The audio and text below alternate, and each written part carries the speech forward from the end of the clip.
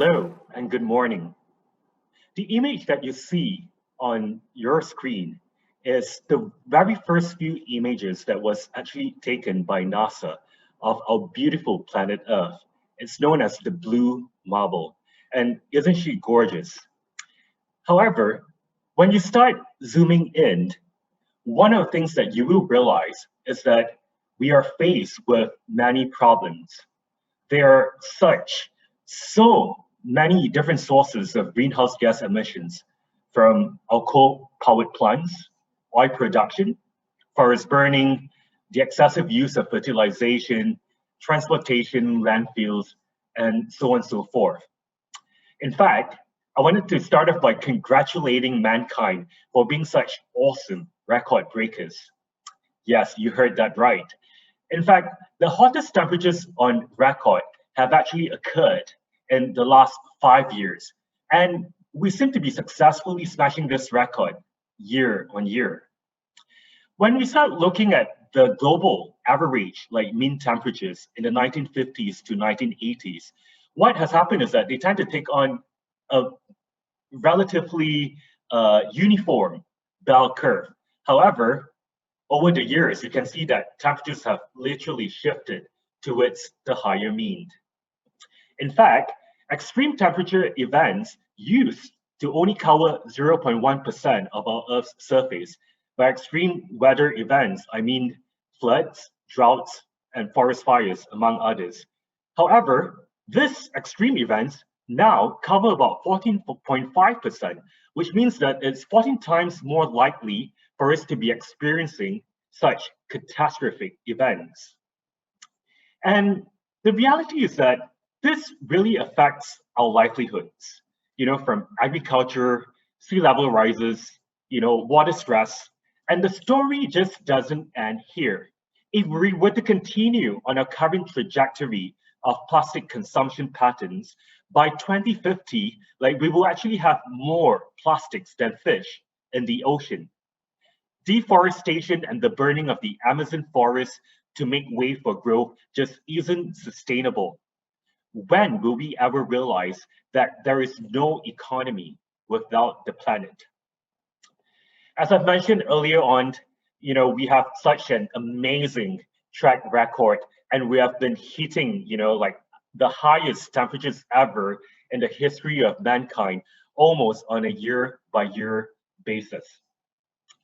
Some of these hottest years have also corresponded with the amount of forest fires, based on studies that have been done by Climate Central. We have seen catastrophic events such as, the loss of about close to 1 billion wildlife in Australia just a couple of years ago, which was quite disastrous. We have also witnessed the declining of ice mass in Greenland, which has been happening at quite a rapid pace.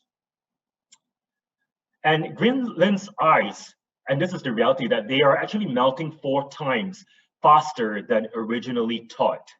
And more is melting from the permanent ice sheet than from glaciers. And this, as a result, actually leads to rise in sea levels. And when sea levels start rising, a lot of cities, main cities, will be inundated by water. And it puts a lot of our population at risk. What is even more shocking is that a lot of these cities are based in Asia. So the effects of climate change is absolutely real. While scientists have warned that we only have a dozen of years left to cap temperatures from increasing by 1.5 degrees, as per what has been agreed in the Paris Agreement, but the reality is we are currently on the trajectory of a rise in temperature by 3 to 4 degrees Celsius. And this is the reality of what could potentially happen. We would have 7 million deaths from air pollution. We need to spend about 2 to 4 billion costs to repair damages that has happened. There'll be an increase in hunger and famine. There'll be more vector-borne diseases like malaria, dengue, and 250,000 more deaths by diseases in the year 2030. This is the reality of an increase in temperature of 4 degrees Celsius. However, the good news is we do have the solutions at hand. What do these people have in common when you think about, Malala, Greta Thunberg, a famous, youth climate activist that has mobilized millions out in the street to protest against, climate change or climate inaction rather, and the Biden sisters, like who has started the Bye Bye Plastics movement. What do all of these people have in common? Well, apart from them being women, I've made a discovery 3.5 years ago that there is something called a golden circle, which is really an idea that originated by Simon Sinek. The what, the how, and the why. And one of the core reasons for the success in the mission of these three people is that they have such a strong message on their why.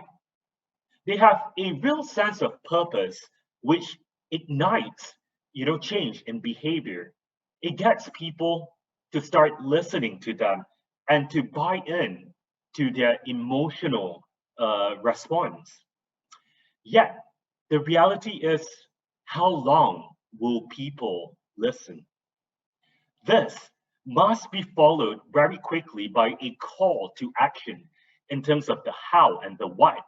So a lot of activists are really good in the why, but they're not, really clear of how or what to mobilize. And this is also one of the reasons why I started the Accelerating Climate Action movement a few years back, because I simply felt the urgency of acting more than talking. The reality is we need prompt solutions to climate inaction. And Accelerating Climate Action, or ACA, is really at the forefront of trying to change that narrative in Southeast Asia. We too can be solution providers. The climate news that we are exposed to concerns, typically policies that are 30,000 feet above ground, and it doesn't really cast a lot of light on what is happening in Southeast Asia.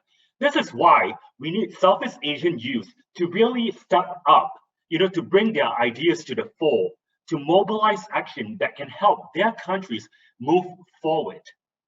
A lot of people say that youths are, the leaders of tomorrow, but I beg to differ.